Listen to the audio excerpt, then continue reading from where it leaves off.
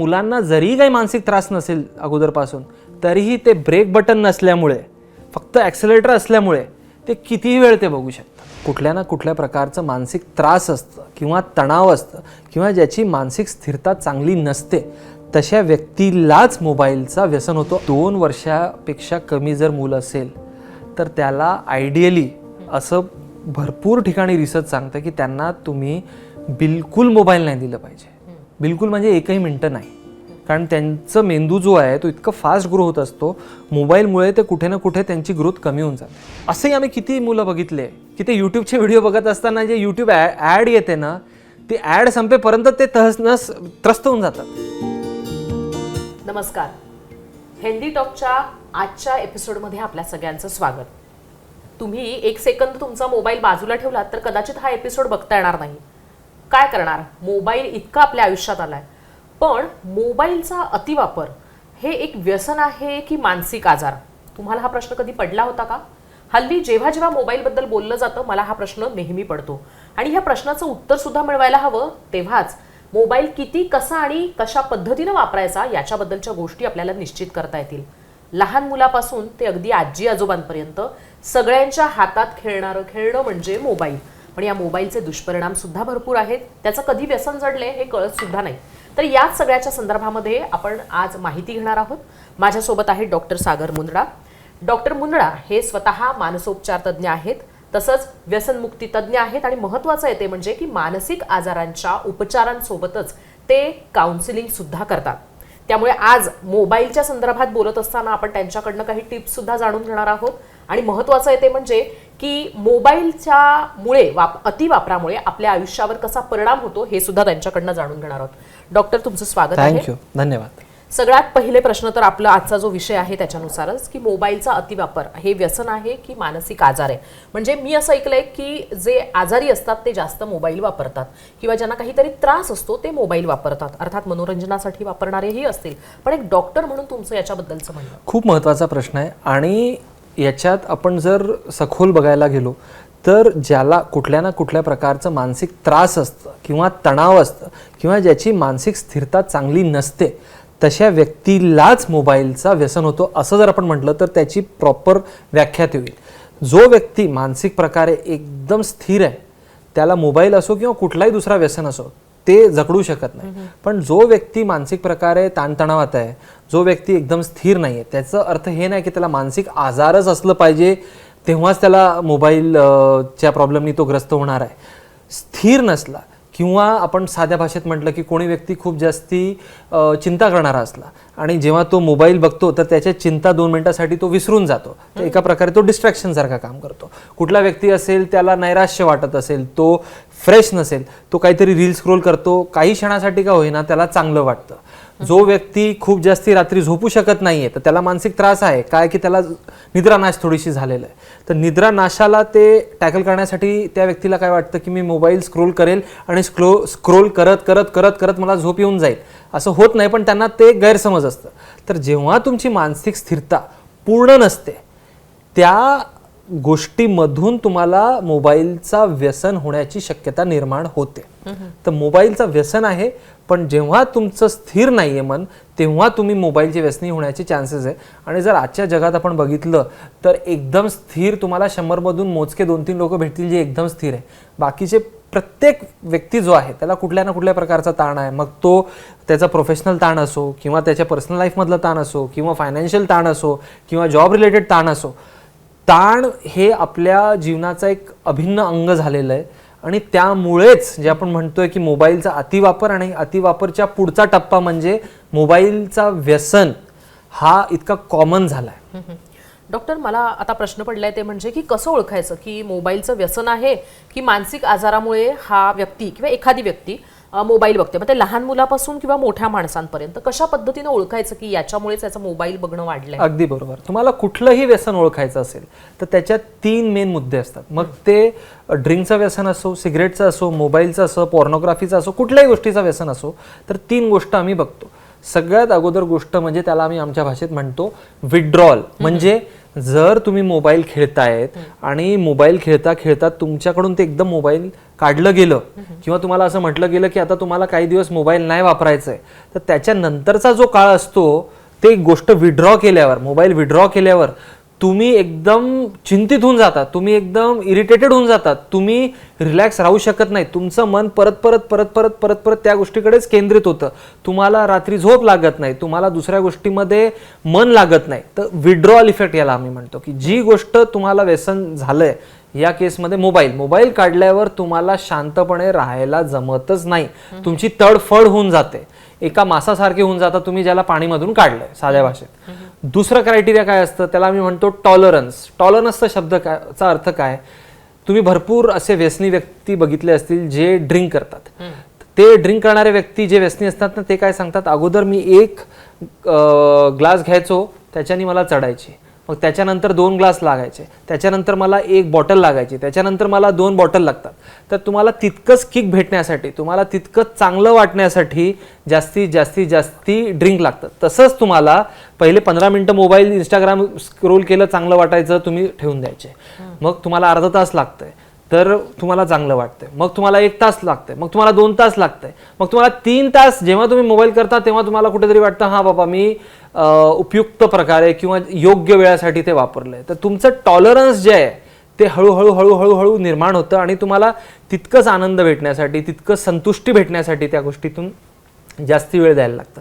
आणि तिसरी आणि सगळ्यात महत्त्वाची गोष्ट म्हणजे जर तुमच्या डेली लाईफमध्ये कुठल्याही प्रकारचं अडथळं क्रिएट होत असेल मोबाईलमुळे, तर आपण म्हणतो की तुम्हाला व्यसन आहे. म्हणजे साध्या भाषेत काय, आता आपण इतकं चांगला इंटरव्ह्यू करतोय, तुम्ही इतक्या दूरवरून आले आणि आपण बोलतोय, आणि ह्या क्षणात समजा मला मोबाईलचं व्यसन, समजा मी स्वतः व्यसनी आहे, तर हे सगळं इंटरव्ह्यू चालू असताना मध्येच मी बघेल अरे काय चालू आहे माझं. आणि असं नेमकं होतं खूप लोकांचं. तुम्ही तुमच्या अवतीभोवती बघा, भरपूर तर मी टीव्ही अँकरचे बघितलंय की ते बोलता बोलता मध्ये 10 सेकंड गॅप भेटलं की ते मोबाईलमध्ये काय चालू आहे ते बघतात. डॉक्टरांचं झालंय, प्रत्येकाचं झालंय, म्हणजे त्याच्यात एक कुठल्या फील्डला मी सांगू इच्छित नाही, पण तुम्ही कुठल्या तरी एका गोष्टीत मन रमून काहीतरी महत्वाचं करतायत तरी तुम्हाला मोबाईल बघणं गरजेचं आहे. म्हणजे तुमच्या दैनिक जीवनात ते कुठेतरी अडथळ क्रिएट करतंय. असं जर होत असेल तर आपण म्हणतो की तुम्हाला त्याचं व्यसन झालंय. हे 3 गोष्ट आहे, कुठल्याही गोष्टीमध्ये हे 3 गोष्ट जर झाल्या तर आपण म्हणतो की तुम्हाला ड्रिंक्सचं व्यसन, सिगरेटचं व्यसन, मोबाईलचं व्यसन, कुठल्याही गोष्टीचं व्यसन झालंय. मानसिक आजारामुळे एखादी व्यक्ती मोबाईल बघते किंवा मोबाईलच्या आहारी गेली आहे, हे कसं ओळखायचं? आणि लहान मुलांच्या बद्दल स्पेसिफिकली थोडंसं आपण जाणून घेऊयात की कसं समजायचं लहान मुलांमध्ये, कारण एजनुसार गोष्टी बदललेल्या असतात, म्हणून हा प्रश्न. हे बघा, लहान मुलांचं आपण जर बोललो ना मॅडम, तर सगळ्यात अगोदर हे लक्षात ठेवलं पाहिजे की 2 वर्षापेक्षा कमी जर मुलं असेल तर त्याला आयडियली असं भरपूर ठिकाणी रिसर्च सांगतं की त्यांना तुम्ही बिलकुल मोबाईल नाही दिलं पाहिजे. बिलकुल म्हणजे 1ही मिनिटं नाही, कारण त्यांचं मेंदू जो आहे तो इतकं फास्ट ग्रो होत असतो, मोबाईलमुळे ते कुठे ना कुठे त्यांची ग्रोथ कमी होऊन जाते. 2 ते 5 वर्षाचं जर मूल असेल तर तुम्ही मॅक्झिमम त्याला 1 तास मोबाईल किंवा 1 तास कुठल्याही प्रकारचं स्क्रीन देऊ शकता. आता ते रियालिटीमध्ये तसं होत नाही, भरपूर जास्ती मुलं वापरतात, ती वेगळी गोष्ट आहे, बट ॲटलिस्ट टार्गेट तो आहे. आणि 5 वर्षाच्या वर जर मुलं असतील तर तुम्हाला एक फॅमिली मोबाईल प्लॅन क्रिएट करावा असं मी म्हणतो. म्हणजे काय, आई वडील दोघंही काम करतायत, पण घरी आल्यावर जेव्हा ते फक्त फ्री झाल्यावर तेव्हा ते स्वतः मोबाईल खेळतात, तर तेव्हा मुलाला सांगण्याची तुमची कुठलीच परिस्थिती नसते की बेटा तू खेळू नकोस, कारण तो जो बघतोय तोच करतोय. मुलांची एक बेसिक प्रवृत्ती असते, आम्ही याला म्हणतो मंकी सी मंकी डू, माकड जसं बघतो माकड तसं करतो. तर त्यांच्या मेंदूमध्ये मिरर न्यूरॉन्स नावाचा प्रकार असतात, जे ते बघतात तीच गोष्ट ते मिरर करतात. अच्छा, तर तुम्ही समजा मोबाईल खेळतायत, घरी आल्यावर तुम्ही कामाचं काही करत नाहीये, तर त्याला वाटेल ही योग्य गोष्ट आहे. तर 5 वर्षानंतर तुम्हाला ॲज अ फॅमिली डिसिजन घ्यायला लागेल की बाबा समजा माझा डायनिंग टेबल आहे तर तो नो मोबाईल झोन किंवा नो स्क्रीन झोन असला पाहिजे. रात्रीचा 10 नंतरचा वेळ आणि सकाळी उठल्यानंतरचा 2 तासाचा वेळ हा नो मोबाईल झोन असला पाहिजे. तुम्ही जर ते केलं तर मुलं ते ऐकतील, नाही तर मुलं ऐकणार नाही. दुसरी गोष्ट, मुलांमध्ये मानसिक आजार असतो तेव्हाच मोबाईलचं व्यसन होतं असं नाहीये. बहुतांश ॲडल्ट्समध्ये काही ना काही मानसिक त्रास असतं तेव्हाच तुम्हाला खूप जास्ती ॲडिक्टिव्ह बिहेवियर किंवा व्यसन हा प्रकार निर्माण होतो. पण मुलांमध्ये कसं असतं ना, मुलांमध्ये आपल्या मेंदूमधला जो समोरचा भाग आहे याला आम्ही एक नाव म्हणतो प्री फ्रंटल कॉर्टेक्स, तो म्हणजे नेमका काय, तो एक असा भाग आहे जो तुम्हाला सांगतो की कुठली गोष्ट योग्य, कुठली गोष्ट अयोग्य, कितपत तुम्ही गेलं पाहिजे, कुठे तुम्ही थांबलं पाहिजे. तर जे एक लक्ष्मण रेखा असते, एक मर्यादा असते की ही गोष्ट आपण 15 मिनिटं केली, याच्यावर नाही केली पाहिजे. आपल्या मेंदूमधला तो भाग तुम्हाला सांगतो की हे योग्य आहे, हे अयोग्य आहे, इथे मर्यादा तुम्ही लावली पाहिजे, पॉज दिलं पाहिजे, इथे तुम्ही ब्रेक लावला पाहिजे. पण 20 ते 22 वर्षापर्यंत तो भाग जो आहे पूर्ण प्रकारे डेव्हलप झालेलाच नसतो. तर साध्या भाषेत मुलांच्या मेंदूमध्ये, समजा आपण असं विचार केला की मुलांचा मेंदू म्हणजे एक कार आहे, तर त्यांच्या मेंदूमध्ये ब्रेक बटन हा टाकलेलाच नसतो. तो हळूहळू हळूहळू हळूहळू डेव्हलप होतो. तर त्यांना तुम्ही एकदा ॲक्सेलेटर दिलं म्हणजे तुम्ही एकदा मोबाईल दिलं, ते बघून त्यांना चांगलं तर वाटतं, कुणालाही चांगलं वाटतं की लगेच तुम्ही एक बटन क्लिक केलं किंवा तुम्ही बटन एक स्वाईप केलं की तुम्हाला जे पाहिजे ते दिसतंय, तर त्यांना चांगलं वाटतं ते. आणि ब्रेक बटन तर त्यांचा निर्माण झालेलंच नाही आहे. तर मुलांना जरी काही मानसिक त्रास नसेल अगोदरपासून, तरीही ते ब्रेक बटन नसल्यामुळे, फक्त ॲक्सेलेटर असल्यामुळे ते कितीही वेळ ते बघू शकतात. त्यामुळे आवर्जून हे गरजेचं आहे की तुम्ही मुलांना सुरुवातीपासूनच खूप प्रमाणात ते मोबाईल द्यावं. मोबाईल देताना तुम्ही त्याला रिवॉर्ड सिस्टीमच्या स्वरूपात मोबाईल द्यावं. म्हणजे काय की मोबाईल जे तुम्हाला मुलाला थोडंफार द्यायचं आहे, समजा 1 तास मोबाईल तुम्हाला मुलाला द्यायचा आहे, तर तुम्ही हे केलं पाहिजे की तू दिवसाच्या सुरुवातीला मोबाईल वापरायचं नाही. सकाळी उठल्यावर शाळेला जायचं, शाळेवर आल्यावर तू तुझं जे काही गेम्स खेळायचे असतील, बाकी काही करमणूक असेल, अभ्यास असेल, गप्पा टप्पा असतील, जाऊन फिजिकल प्ले असेल, जे काय तू सगळं जर केलं तरच तुला तुझा मोबाईल भेटणार. म्हणजे साध्या भाषेत काय म्हणूया आपण, समजा मी पगारी माणूस आहे, मला फेब्रुवारीचा पगार फेब्रुवारीच्या शेवटी भेटतं. असं कुठेच होत नाही की बाबा फेब्रुवारीचा पगार मला 1 फेब्रुवारीला भेटणार आहे. मला जर रिवॉर्ड पहिल्या दिवशी भेटलं, मग मी 1 महिना कशाला काम करणार. बरोबर, बेसिक टेंडन्सी आहे. तुम्ही मुलांना जर दिवसाच्या सुरुवातीला, एक खूप महत्वाचं आहे, तुम्ही 1 तास मोबाईल दिवसाच्या सुरुवातीला देताय की त्यांनी सगळं परिश्रम केलं त्याच्यानंतर देताय, याच्यावर भरपूर निर्भर होतं. कारण परिश्रम केलं आणि त्याचं मग रिवॉर्ड भेटलं, हे सिस्टीम जे आहे त्याच्या मनामध्ये कुठेतरी बिंबवणं गरजेचं आहे. तर तुम्ही त्याला दिवसभराचे जे काही त्याचे काम म्हणजे अभ्यास, खेळ जे काही असेल ते करू द्या आणि ते केल्यावर मोबाईल द्या. म्हणजे त्याला कळेल की बाबा फेब्रुवारीचा पगार हा फेब्रुवारीच्या शेवटी येतो. हे जर तुम्ही नेटवर्क क्रिएट केले मुलांमध्ये, तर त्याचं एक उपयुक्त मोबाईल वापर होऊ शकतो. दुसरी गोष्ट आपल्याला हे एक समजून घ्यायला लागेल की मुलांमध्ये ब्रेक बटन नसल्यामुळे तुम्हालाच ते कुठे ना कुठे ब्रेक लावायला लागणार आहे. आणि मुलं ज्या संगतीत आहे, हे तर आम्ही खूप पालकांनाही रेकमेंड करतो जे आमच्याकडे येतात की आमचा मूल आता खूप जास्ती मोबाईल खेळतो आणि आम्ही काही म्हटलं की ते म्हणतो की बाबा माझ्या शाळेत तो तसा करतो, तो तितका वापरतो, तो तितका वापरतो. तर आपण व्हॉट्सॲप, बाकीचे आपल्याकडे इतके चांगले आता सोशल मीडिया टूल्स आहे, आम्ही हे खूप शाळेंमध्ये सुद्धा जिथे आम्ही जातो तिथे आम्ही काय सांगतो की पालकांनी, प्रत्येक बॅचच्या पालकांनी, खास करून आईंनी, वडिलांनी पण केलं पाहिजे, पण आईंनी कारण ते जास्त इन्वॉल्ड असतात, मुलांच्या आईंनी आणि वडिलांनी मिळून एक व्हॉट्सॲप ग्रुप तयार करायचा आहे, ज्याच्यामध्ये सगळ्यांनी एक कॉमन कन्सेन्ससनी डिसाईड करायचं की बाबा आपण सगळे पालक आपल्या मुलांना रोज रात्री 8:30 ते 9:30 या वेळातच मोबाईल देणार आहोत, त्यापेक्षा जास्ती कोणाला भेटणार नाही. जेव्हा तुमचा मूल बघतो की बाबा बाकीच्यांनाही तितकंच भेटतंय आणि ते लोक तुम्ही डिसाईड करतायत, तर तुमचा मूल तुमचा ऐकणार. जर तुमच्या मुलाला अर्धा तास भेटतंय, त्याच्यासाठी ते एकदम चांगलं असेल, त्याच्यासाठी ती जगातली सगळ्यात सर्वश्रेष्ठ गोष्ट जरी असली, पण तो जर बघतोय की बाबा माझ्या बाजूला जो बसतो क्लासमध्ये त्याला 3 तास भेटतंय मोबाईल, तर तो तुम्हाला विलनाइज करणार आहे. तर तुम्ही ॲज पालक म्हणून ग्रुप्स क्रिएट करा. मुलांना सांगू नका की तुम्ही ते ग्रुप्स क्रिएट केले, आणि तिथे पालकांनी मिळून एक काहीतरी नियमित तुम्ही वेळ आणि किती काळ ते मोबाईल वापरू शकतात हे डिसाईड करून घ्या. हे झाल्यावर जेव्हा मूल तुमचा बघतो की अमुक तमुकला पण तितकंच वेळ भेटतंय, त्यालाही तितकंच वेळ भेटतंय, तर त्याचं एक्सेप्टन्स खूप जास्ती होऊन जातो त्या गोष्टीचा.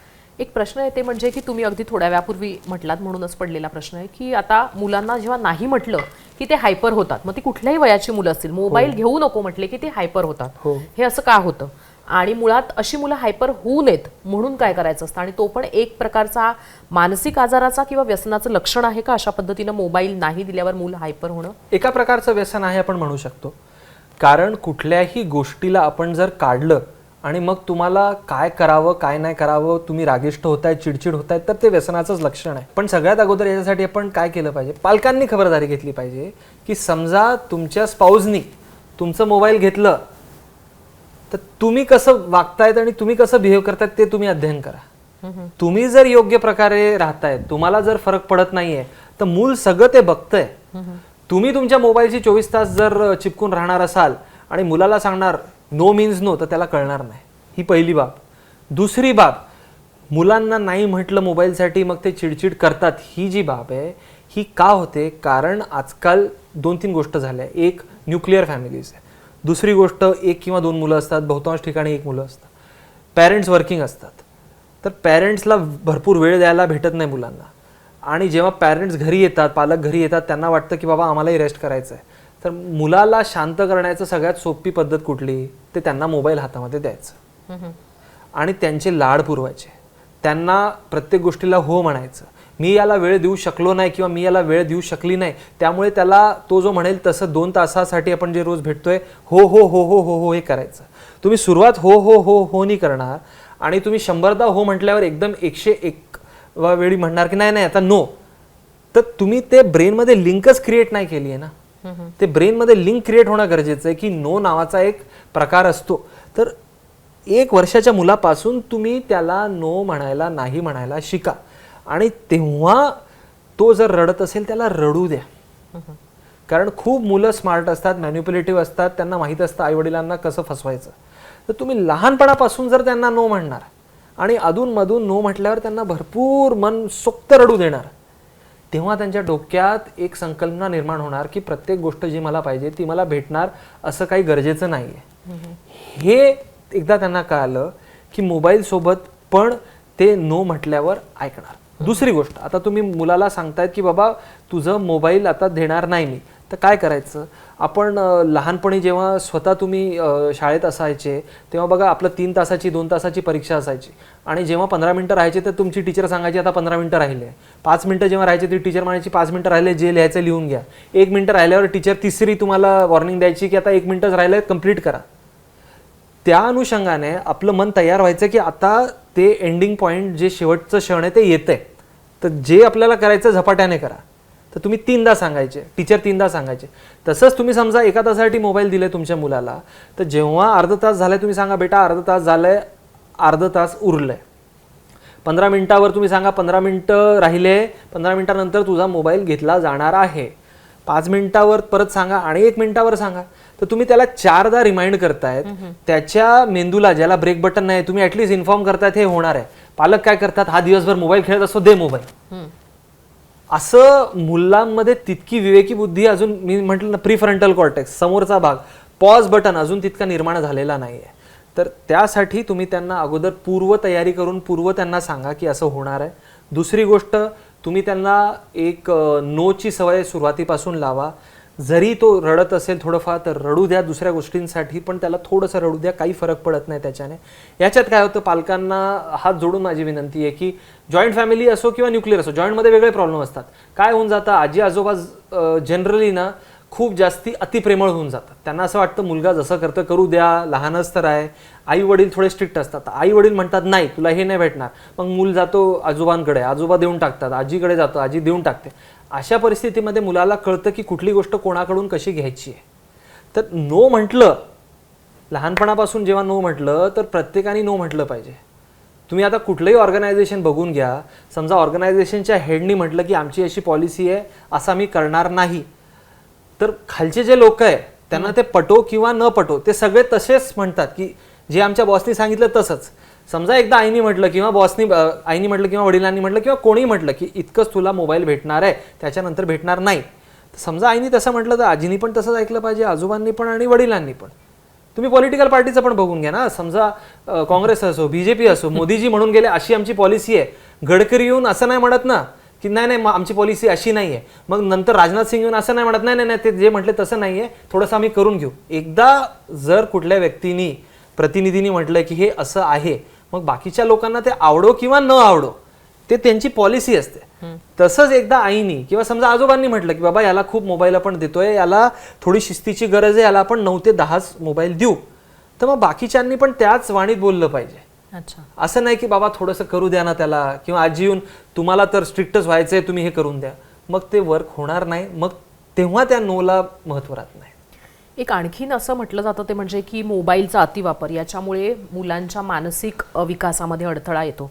तर ही गोष्ट खरी आहे का आणि कशा पद्धतीचा अडथळा येतो, म्हणजे नेमकं काय होतं अडथळा येतो? अगदी अडथळा येतो. आम्ही कोविडमध्ये जे मुलं मेन जेव्हा कोविडचे वर्ष होते, आम्ही हे बघितलंय की 2020, 2021, 2022 हे 2-3 वर्ष जेव्हा मुलं जे 2-3 वर्षाचे मुलं होते त्यांना जेव्हा डायरेक्ट शाळेत टाकलं तर त्यांना बाकीच्या माणसांशी बाकीच्या मुलांशी कसं बिहेव करावं ते कळतच नव्हतं. आता आपण पण इथे इंटरव्ह्यू करतोय, हे इंटरव्ह्यू आपण इन पर्सन करतोय, त्याचा वेगळा इफेक्ट येतो. तुमची एक बॉडी लँग्वेज असते, माझी एक बॉडी लँग्वेज असते, त्या बॉडी लँग्वेज मुळे इफेक्ट येतो. आपण जेव्हा फक्त मोबाईलवर असतो तर एक जे सोशल साईन लँग्वेज जी असते, एक दोन प्रकारनी आपण कम्युनिकेट करतो, संवाद साधतो. एक असतं वर्बल म्हणजे मी जे तुमच्याशी बोलतोय, आणि दुसरं असतं नॉन वर्बल म्हणजे माझे हावभाव कसे, ते त्या मुलांना कळतच नाही. कारण त्यांनी खूप कमी इंटरॅक्शन केलेलं आहे ॲक्च्युअलमध्ये लोकांशी. त्यांचं जे काही इंटरॅक्शन आहे ते स्क्रीनशी आहे. त्यामुळे जे एक सोशल सिग्नल्स आयडेंटिफाय करण्याची क्षमता असते ती त्यांच्यामध्ये कमी असते. दुसरी गोष्ट हे पण बघितलंय की मोबाईलवर मुलं काय करतात, खूप हुशार झाले, माझाही मुलगा तसं करतो, म्हणजे मी काय खूप वेगळा नाही आहे. ते यूट्यूब बघताय तर ते काय करतात, ते यूट्यूब बघत असतात आणि खाली राईट साईडला ते अजून त्याच्यासारखं कुठलं व्हिडिओ ते दिसत राहतं, ते त्याच्यावर क्लिक करतात. हे 30 सेकंडमध्ये चांगलं नाही वाटलं की तो क्लिक करणार, ते क्लिक केल्यावर ते चांगलं नाही वाटलं 10 सेकंडमध्ये अजून क्लिक करणार. तर तुम्ही तुमची सहनशक्ती किंवा संवेदनशीलता किंवा पेशन्स तुमचं वाढवत नाहीये ना, तुम्ही तुमचं पेशन्स कमी करताय. कारण तुम्हाला नाही आवडलं की तुम्ही लगेच बदलू शकताय एक बोटाच्या पॉवरने. तर याच्यामुळे कुठे ना कुठे तुमचा फोकस कमी होतो, तुमची ध्यान करण्याची शक्ती जी असते, ध्यानधारणा जी असते ती कमी होऊन जाते, तुमचा कॉन्सन्ट्रेशन कमी होतो, तुमचा तापटपणा वाढतो. कारण तुम्हाला असे आम्ही किती मुलं बघितले की ते युट्यूबचे व्हिडिओ बघत असताना जे युट्यूब ऍड येते ना, ते ऍड संपेपर्यंत ते त्रस्त होऊन जातात. अच्छा, की ते स्किप होत नसेल समजा, तर तुम्ही त्यांचं कुठे ना कुठे विवेकी बुद्धी कमी करताय, संवेदनशीलता कमी करताय, तुम्ही त्यांचं सोशल इंटरॅक्ट करण्याची, सोशल सिग्नल्स समजून घेण्याची जी क्षमता आहे ती कुठे ना कुठे कमी करतायत, तुम्ही त्यांचं कॉन्सन्ट्रेशन पॉवर कमी करतायत. तर हे सगळे प्रकार घडतात त्याच्यामुळे. पण मोठ्या माणसांच्या बाबतीत काय, त्यांचा तर मेंदूचा विकास झालेला असतो. हो. मग पण त्यांच्या पण अति मोबाईल वापरामुळे त्यांनाही प्रॉब्लेम्स होतात का? अर्थात म्हणजे तुम्ही म्हणताय त्याप्रमाणे कॉन्सन्ट्रेट करणं, फोकस करणं हे अडथळे येतात, पण या व्यतिरिक्त इतर काय त्रास होऊ शकतात मोठ्या लोकांमध्ये? मोठ्या लोकांमध्ये जे आम्ही जास्ती त्रास बघतो किंवा जे जास्ती होतात ना, मोठ्या लोकांमध्ये 2 प्रकारचे लोक असतात. एक जे वापर करतायत मोबाईलचं पण त्यांच्या कामासाठी करतायत. हे बघा, तुमचं काम जर तुम्हाला असं सांगत असेल की तुम्ही रोज 4 तास मोबाईल स्क्रोल केलं पाहिजे, आता समजा तुम्ही मीडिया पर्सन आहात, तुम्हाला रोज बातमी शोधायची आहे, तर तुम्ही तुमचे रेलेव्हंट पोर्टल जर शोधत असाल तर ते प्रोडक्टिव्हिटी टूल झालं. पण असे भरपूर लोक आहे ॲडल्ट्समध्ये सुद्धा जे स्वतः रिलॅक्स नाही आहे.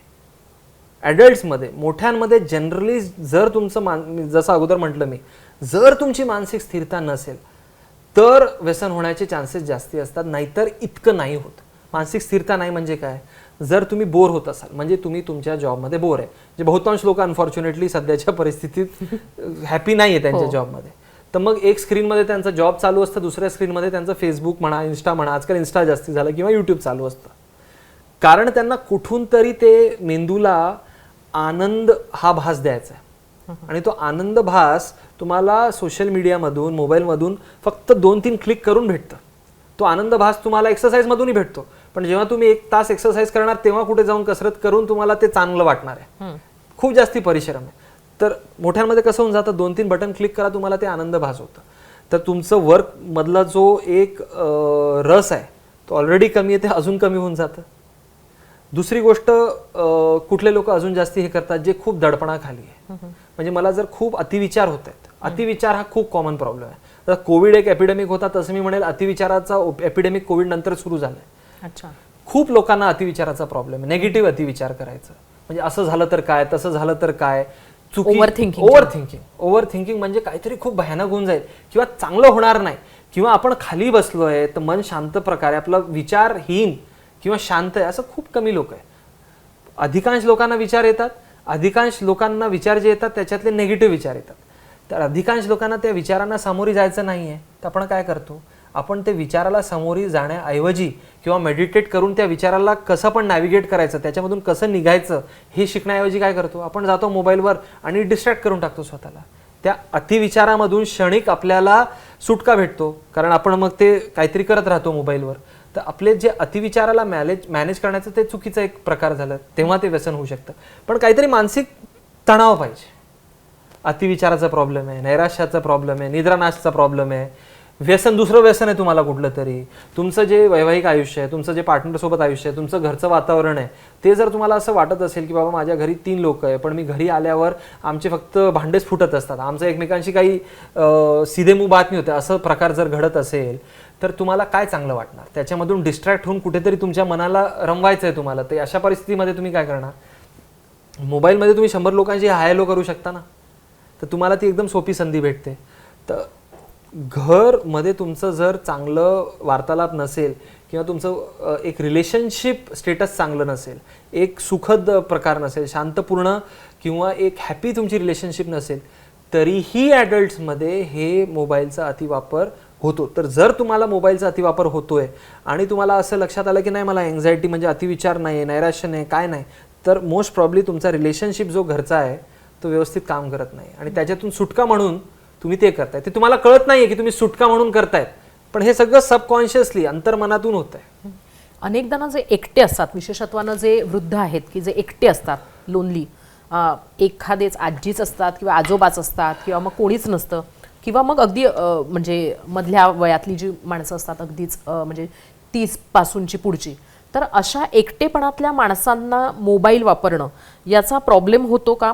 आणि त्यांनी म्हणजे एकटेपणा दूर करण्यासाठी इतर पण मार्ग आहेत, पण मग अशा एकटे फील होतं म्हणून मोबाईल वापरतोय, तर याच्यामुळे त्यांचे प्रॉब्लेम्स आणखीन वाढू शकतात का? हे बघा, तुम्ही किती वापरतायत, अशा केसेसमध्ये तुम्ही किती वापरतायत, हे सगळं मोबाईल खराब म्हणणं हे चुकीचंच आहे. प्रॉब्लेम कुठे होतोय की आपल्याला आपली लक्ष्मणरेखा कळतच नाहीये. बहुतांश लोकांना प्रॉब्लेम इथेच होतोय की बाबा आपण इथे थांबलं पाहिजे, हा प्रकार आपल्याला कळत नाहीये. आपल्या दैनिक जीवनात आपण जे काम करतोय ते सोडून आपण मोबाईलमध्ये खेळतोय, तो प्रॉब्लेम होतोय. आपल्याला अजून जास्तीत जास्त वेळ खेळायचा आहे.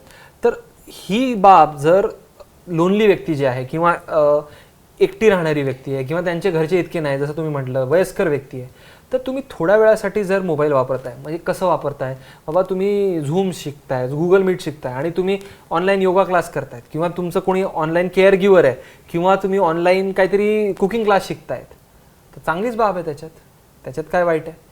प्रॉब्लेम कुठे आहे? जेव्हा तुम्हाला असं वाटतं की बाबा मी मोबाईलमध्ये सगळं मला आयुष्य भेटतंय ना, मग मी माझ्या घरातून कशाला बाहेर जायचं, आणि समोर जो व्यक्ती राहतो त्याला अरे बाबा तू जिवंत आहे की मेला हे कशाला विचारायचं, खाली जाऊन पहाटे किंवा संध्याकाळी मी एक जे भटकंती करतो किंवा करते किंवा मी दिवसाचं एकदा देवळात जातो किंवा जाते, ते सगळं जेव्हा तुम्हाला वाटायला लागेल की हे करण्याची गरज नाही किंवा हे चांगलं नाही, हे कुठे करणार आपण लोकांशी संवाद, हे जेव्हा वाटायला लागतं तो प्रॉब्लेम आहे. आणि दुसरी गोष्ट काय, मोबाईल तुम्ही जितकं जास्ती वापरणार ना, तुम्हाला त्या क्षणात चांगलं वाटणार, पण त्याच्यातून तुम्हाला एक जे लॉंग टर्म हॅपीनेस आहे, लॉंग टर्म कंटेंट फिलिंग आहे, लॉंग टर्म तुम्हाला एक जे चांगलं वाटलं पाहिजे, रिलॅक्स वाटलं पाहिजे, शांतपणा वाटला पाहिजे, तो कधीच वाटणार नाही. तुम्ही ज्या क्षणी बंद केलं 10 मिनिटानंतर तुम्हाला ते परत त्रस्त व्हायला लागणार. असं नाही होणार. तुम्ही जगात तुम्ही एकही व्यक्ती मला शोधून द्या जो सांगणार की मी 15 मिनिटं मोबाईल वापरलं आणि त्याच्यानंतर मला असं वाटलं वाह किती चांगलं मोबाईल वापरलं, आता उद्या वापरू. तुम्ही जेवणचं बघा, जेवण आपण जर पोटभर केलं ना तर मग आपल्याला जेवणाची इच्छा 6 तास 8 तास होत नाही. पाणी आपण पिलं की असं नाही वाटत अजून प्यावं. तर कुठलीही गोष्ट जे तुम्ही थोडीशी केली म्हणजे तुम्हाला त्याची गरज भासली, तुम्हाला सोशल कनेक्शनची गरज भासते, थोडंसं सोशल कनेक्शन केलं, वार्तालाप केलं की तुम्हाला शांत वाटतं. असं नाही वाटत की अजून पाहिजे तेव्हाच्या तेव्हा. पाणी पिल्यावर असं नाही वाटत की आता 1 ग्लास घेतलं मी अजून 4 ग्लास घेतले पाहिजे.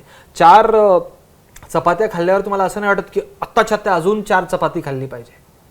पण मोबाईलमध्ये किंवा कुठल्याही व्यसनाची खासियत काय आहे की ती तुम्ही जितकं जास्ती करणार तुम्हाला अजून जास्ती करावंसं वाटतं.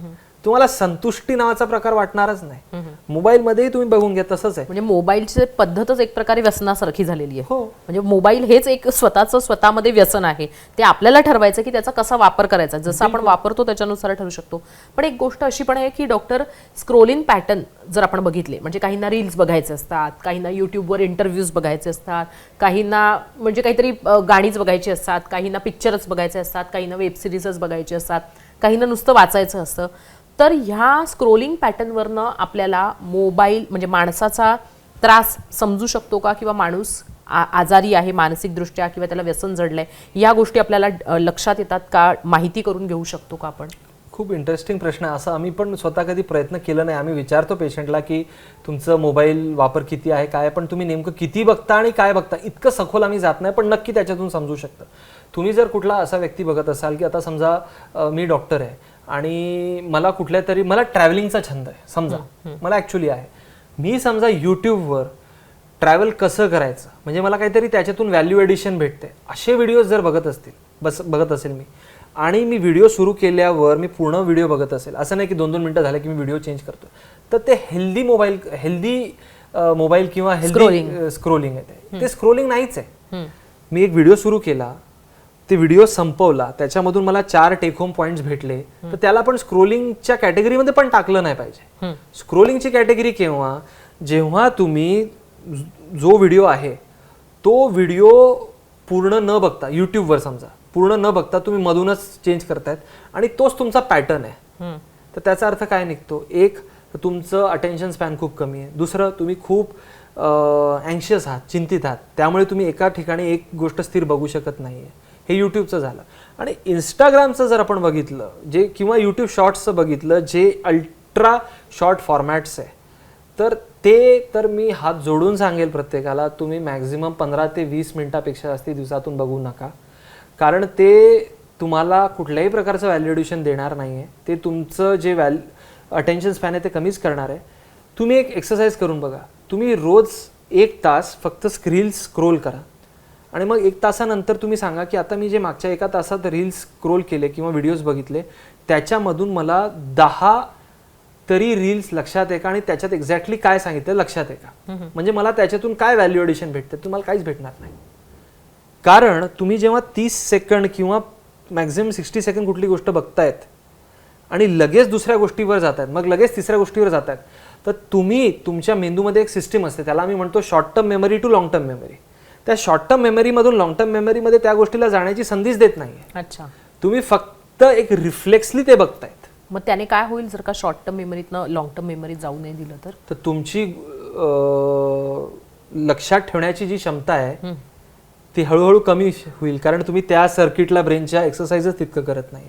दुसरी गोष्ट, तुम्ही 1 तास 2 तास 4 तास तुम्हाला वाटतं की चला मी मेडिकल इन्फॉर्मेशन बघेल, तरीही तुम्हाला त्याच्यामधून जे टेक होम राहील ना, जितकी गोष्ट लक्षात राहिली पाहिजे तितकी राहणारच नाही. तर तुम्हाला ऍक्च्युअल आउटपुट भेटणार नाही त्याच्यामधून. अच्छा, आणि तुम्हाला असं वाटेल की हे कधीच न थांबावं, कारण ते जे मोशन पण आहे ते मोशन एकदा आपण असं करतो तसं 2दा करतो, त्याच्यामधून तुमच्या ब्रेनला लिटरली जे प्लेजर हॉर्मोन आहे, जे तुम्हाला चांगलं वाटून देतं, जे तुम्हाला किक भेटते, डोपामिन ज्याला म्हणतो, एक क्लिक केली की एक डोपामिन भेटतं, दुसऱ्यांदा क्लिक केली की परत ते भेटते. तुम्हाला इतकी सवय होऊन जाते त्याची की मग जे आपण म्हणतो की याला म्हणतो आपण की एंडलेस पॉइंटलेस स्क्रोलिंग. डोपामिन म्हणजे आनंद देणारा हार्मोन. डोपामिन म्हणजे आनंदपेक्षा जे किक, 2 प्रकारचे आनंद, उत्तेजित 2 प्रकारचे आनंद असतात. एक प्रकारचा आनंद जो असतो तो आनंद आपण समजा ध्यानधारणा केली त्याच्यानंतर सुद्धा आनंद वाटतो, पण तो शांत करतो तुम्हाला. आणि दुसरा आनंद कसा असतो की तुम्ही जेव्हा खूप तुम्हाला चांगला आवडणारा पदार्थ खाल्लं, सगळ्यात चांगलं वडापाव खाल्लं, जेव्हा तुम्ही ते पहिलं पीस त्याचं तोंडात टाकतात, ते जे फिलिंग असतं तो वेगळा आनंद असतो. त्याच्यात हां किती शांत वाटतं असं नाही बोलत तुम्ही, मजा आ गया असं म्हणता ना, तर तो डोपामिन आहे, तो भेटला पाहिजे.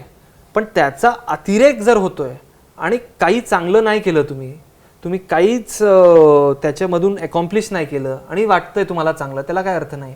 समजा तुम्ही एक चांगला व्हिडिओ तयार केला, त्या व्हिडिओला खूप लाईक्स भेटले, तेव्हाही डोपामिनच जातो वर, पण तेव्हा तुम्ही काहीतरी परिश्रम टाकले तेव्हा तुम्हाला डोपामिन भेटलं. इथे तुम्हाला फ्रीमध्ये डोपामिन भेटतंय. आता डॉक्टरांशी बोलून मला असं जाणवलं की म्हणजे जसं आपण म्हणायचो पूर्वी की विज्ञान शाप की वरदान, तसंच मोबाईल शाप की वरदान, तर ते आपल्या डिसाईड करण्यावर आहे, आपल्या वापरावर आहे. पण आता ज्यांना तुमचं हे पॉडकास्ट ऐकून असं वाटलं असेल की आता आपल्याला मोबाईलचा वापर कमी केला पाहिजे किंवा ठरवलं पाहिजे अमुक एवढ्या वेळात मोबाईल वापरला पाहिजे, तर त्या अशा व्ह्युअर्सना किंवा ज्यांचा अतिवापर होतो आहे त्यांना आता कमी करायचा, तर ते एकदम लगेच कमी करू शकतात का आणि कशा पद्धतीने करू शकतात? एकदम कमी करू शकतात, पण त्यासाठी खूप जास्ती विल पॉवर पाहिजे, खूप जास्ती मनशक्ती पाहिजे, तितकी जनरली नसते. अच्छा. त्याच्यात तुम्ही काय करू शकता, तुम्ही सुरुवात अशी करा की बाबा रात्री झोपण्याच्या अगोदरचे 2 तास आणि सकाळी उठल्यानंतरचे 2 तास मी माझा इंटरनेट कनेक्शन बंद ठेवेल. म्हणजे काही महत्त्वाचा फोन असेल तर फोन तर तुमचा वाजणारच आहे. बरोबर. तर तुम्ही जे स्वतःला वेडे बनवतात की बाबा काही महत्त्वाचं असेल तर मला व्हॉट्सॲपवर येईल, तो एका प्रकारचा स्वतःला वेडं घोषित किंवा स्वतःला एक इल्युजनमध्ये टाकण्याचा प्रकार आहे की आपल्याला मोबाईल करायला भेटेल. तर तुम्ही इंटरनेट बंद करून टाका. काही महत्त्वाचं असेल तुम्हाला भेटेल, तर तुमचे शेवटचे 2 तास, सकाळचे 2 तास नियमितपणे झाले. दुसरी गोष्ट, एक कन्सेप्ट असतो, त्याला मी म्हणतो मोबाईल फ्री किंवा स्क्रीन फ्री झोन. तुमच्या घरात एक असा भाग असला पाहिजे जिथे तुम्ही कुठलाही मोबाईल स्क्रीन घेऊन जाणार नाही. आणि अधिकतर ते जर तुमचं जेवणाचं डायनिंग टेबल असलं तर ते अति उत्तम, कारण तिथे तुम्ही जेवण करतायत, तिथे तुम्ही नरिशमेंट घेतायत. तिथे मोबाईलमध्ये तुम्ही जितकं राहणार मग तुम्ही जेवणामध्ये पण प्रॉब्लेम होईल, कारण तुमचं लक्ष नाही आहे. तर तुम्ही 2 चपातीच्या ऐवजी 4 चपाती खाणार. तुमच्या पोटाला कळणारच नाही किंवा मी फुलफिल होतोय. तर त्याच्यामध्ये ओव्हर इटिंग हा प्रकार घडतो. तर असा भाग पाहिजे, तर असा भाग पाहिजे घरात जिथे तुम्ही डिजिटल फ्री झोनमध्ये आहात. अच्छा. तिसरी गोष्ट तुम्ही काय केली पाहिजे, तुम्ही एक हे नियमितपणे स्वतःला सांगितलं पाहिजे की बाबा माझं खूप जास्ती वापर होतोय ना, तर जेव्हा मी वापर करणार, खास करून अशी गोष्ट जे वर्क रिलेटेड नाही आहे, तर मी 1 तास समजा वापरणार आहे, तर मी 15-15 मिनिटाचे अलार्म लावणार. दर 15 मिनिटाला जेव्हा मला अलार्म वाजणार, तर एका प्रकारे मी मेंदूला सांगतोय की 15 मिनिटं झाले, 45 मिनिटंच उरले. त्या प्रकारे मेंदूला एका प्रकारचं तुम्ही ट्रेनिंग करू शकता. तर ते एक करणं खूप महत्त्वाचं आहे. चौथी गोष्ट, मोबाईलचा वेळ कमी करून दुसऱ्या कुठल्या तरी गोष्टीमध्ये ते वेळ टाका. पण ती जी कुठली तरी दुसरी गोष्ट असली पाहिजे ना, ती गोष्ट तुमच्या आवडीची पाहिजे. आता काय तुमच्या आवडीची गोष्ट, जेव्हा तुम्ही लहानपणे मोबाईल नव्हता, म्हणजे समजा तुम्ही 30 वयोगटाच्या वरचे व्यक्ती आहात, तर तुमचं लहानपण माझ्यासारखं गेलं, काय मोबाईल हा नावाचा प्रकार नव्हता. तर तरी आपण आनंदी राहायचो. कसं राहायचो, आपण बाहेर जाऊन खेळायचो, आपण मित्रांशी बोलायचो, कोणाला स्विमिंग आवडायचं, कोणाला बॅडमिंटन आवडायचं, कोणाला गाणी आवडायची, कोणाला गप्पा मारायला आवडायची, कोणाला कट्ट्यावर जाऊन काहीतरी करायला आवडायचं. ते करा. तर जे वेळ तुम्ही मोबाईलमध्ये टाकतायत, मी असं म्हणत नाही ते वेळ सोडून तुम्ही अशी कुठली तरी गोष्ट करा जी तुम्हाला आवडत नाही, तुम्ही करूच शकणार नाही. कारण मोबाईलचा जो एका प्रकारचा तुमच्यावर कंट्रोल असतो, तो सुटण्यासाठी एका प्लेजरेबल गोष्टीला तुम्हाला दुसऱ्या प्लेजरेबल गोष्टीशीच रिप्लेस करायला लागतं. म्हणजे डायबिटीसच्या पेशंटला काय सांगतो आम्ही की बाबा तुम्हाला साखर नाही खायची आहे, मग तो म्हणतो डॉक्टर साहेब असं कसं जाणणार, आम्ही तर जगूच नाही शकणार. ते म्हणतो ठीक आहे, तुम्ही जगू शकणार, तुम्ही शुगर फ्री खा. तर खूप जास्ती आनंद देणारी गोष्ट तर तुम्ही घेत नाहीये, पण काहीतरी तुम्हाला भेटतंय. तसंच मोबाईलचा जो वेळ आहे तो बंद करून तुम्ही लहानपणी जी गोष्ट करायची, जे तुम्हाला आनंद द्यायची, ते जाऊन लिस्ट करा आणि मग ते करायला सुरुवात करा. 15 दिवस तुमच्या ब्रेनला वाटणार अरे नाही तितकी मजा येत नाही, पण 15 दिवसात ते जे डोपामिन सिस्टम आहे तुमची ती रिसेट होऊन जाईल. आणि 15 दिवसात मी तुम्हाला नक्की सांगतोय की तुम्हाला वाटेल की यार मोबाईलपेक्षा तर हेच चांगलं. मी माझं स्वतःचं उदाहरण देतो तुम्हाला. माझ्यासोबत एक खूप दुर्दैवी गोष्ट घडली 2 महिन्या अगोदर, जेव्हा माझ्या कारमधून माझं मोबाईल चोरी गेलं. आणि ते चोरी गेल्यावर सुरुवातीचे 2-3 तास तर मी काय म्हटलं, मी एका मासासारखा होतो ज्याला पाण्यामधून काढलंय. पण त्याच्यानंतर मी 2 दिवस विदाऊट मोबाईल होतो फॉर सम रिझन. मला रिलॅक्स वाटलं. त्याच्यानंतर मी मोबाईल नवीन घेतला आणि तो मोबाईलमध्ये मी डिसाईड केलं की आपण जास्ती मोबाईल वापरणार नाही, फक्त कामापुरतं वापरणार. तर मला तो वेळ मी माझ्या वॉकिंगमध्ये, तो वेळ मी दुसऱ्या कुठल्या तरी गोष्टीमध्ये टाकायला सुरुवात केली. तर मला 15-20 दिवसानंतर वाटलं यार किती मी शांत आहे. हे माझ्यासोबत स्वतः घडलेली गोष्ट आहे. तर तुम्हाला मोबाईल तुमचं चोरी जावं हे गरजेचं नाहीये, पण तुम्हाला हे नक्की करायला लागेल. मोबाईलला दूर ठेवता येतं. मोबाईलला दूर ठेवता येतं आणि ठेवल्यावर स्वतःला 15 दिवस द्या. दूर ठेवल्यावर अशी गोष्ट करा जे तुमच्या आवडीची गोष्ट तुम्ही जर नाही केली तर तुम्ही मोबाईल सोडू शकणार नाही. म्हणजे डॉक्टरांचं असं म्हणणं आहे की तुम्हाला अगदी मोबाईलचं व्यसन जडलं जरी असेल तरी सुद्धा त्यातनं बाहेर येता येतं सहजासहजी. आणि जसं डॉक्टरांनी सांगितलं त्याच्यासाठी तुम्हाला एका चांगल्या गोष्टीबरोबर किंवा मग जी तुमची आवडीची गोष्ट आहे त्याच्याबरोबर तुम्हाला ती रिप्लेस करावं लागेल आणि त्याच्यासाठी तुम्हाला स्वतःला सुद्धा काही वेळ द्यावा लागेल. एक महत्त्वाची गोष्ट आपण डॉक्टरांकडनं आज समजून घेतली ते म्हणजे की मोबाईलचा मुळे झालेला मानसिक आजार किंवा मानसिक आजाराचा व्यक्ती मोबाईल वापरतो आणि व्यसन असलेला व्यक्ती किंवा मोबाईलचं व्यसन जडलेला व्यक्ती मोबाईल वापरतो याच्यामध्ये फारसा फरक नसतो. साधारण ज्या गोष्टी आहेत त्या आपल्याला सारख्या पाहायला मिळतात आणि त्यामुळे कदाचित पुढे भविष्यात त्याच्यामुळे मानसिक आजार उद्भवू शकतात. अर्थात त्याच्यामुळे तुमची प्रोडक्टिव्हिटी सुद्धा कमी होते अति मोबाईलच्या वापरामुळे. त्यामुळे मोबाईलचा वापर करणार असाल तर या गोष्टी नक्की लक्षात ठेवा. हां, म्हणजे अजिबात मोबाईल बदलू नका, बघूच नका असं डॉक्टर सुद्धा सांगत नाहीये. ते म्हणतायत की तुम्ही जर एखादा व्हिडिओ पूर्ण बघणार असाल तर त्याचा तुम्हाला फायदाच होतो आणि त्याचा फायदा कसा होतो तर लॉंग टर्म मेमरीसाठी तुम्हाला त्याचा फायदा होतो. म्हणजे मोबाईल बघता आला पाहिजे पण त्याच्यामधनं आपल्याला काही गोष्टी साध्य करता सुद्धा आल्या पाहिजेत. धन्यवाद डॉक्टर तुम्ही आमच्याशी बातचीत केल्याबद्दल. तुम्हाला आजचा हा हेल्दी टॉकचा एपिसोड कसा वाटला ते आम्हाला कमेंट बॉक्समध्ये नक्की कळवा. तसंच तुम्हाला आणखीन कुठल्या विषयांवर असे डॉक्टर्स बरोबरचे संवाद ऐकायचे आहेत, डॉक्टरकडनं जाणून घ्यायचं आहे त्याच्याबद्दलही अवश्य नमूद करा. आत्ता एपिसोडमध्ये थांबतो आहोत. धन्यवाद.